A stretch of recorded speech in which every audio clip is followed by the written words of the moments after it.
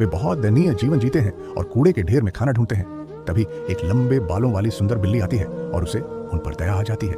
वे तीनों एक बड़ी हवेली में खुशी खुशी रहने लगते हैं। कहानी का अंतिम भाग। कहानी यहीं खत्म नहीं होती। कातिल सफेद बिल्ली एक दुकान में एक हट्टे कट्टे भूरे रंग के बिल्ले को देखती है जो दिखने में पिछले पुलिस वाले जैसा ही है। वह उसकी ओर आकर्षित हो जाती है। दूसरी ओर बच्चा एक पुरानी धुआं छोड़ती कार के अंदर फंस जाता है। नारंगी बिल्ली उसे बचाने की कोशिश करती है।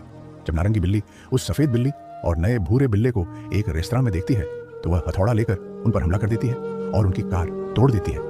इसके तुरंत बाद एक भीषण लड़ाई शुरू हो जाती है जहां भूरा बिल्ला नारंगी बिल्ली को पीटता है और सफेद बिल्ली उस पर कूड़ेदान फेंक कर हमला करती है। नेक्स्ट पार्ट के लिए चैनल को सब्सक्राइब कीजिए।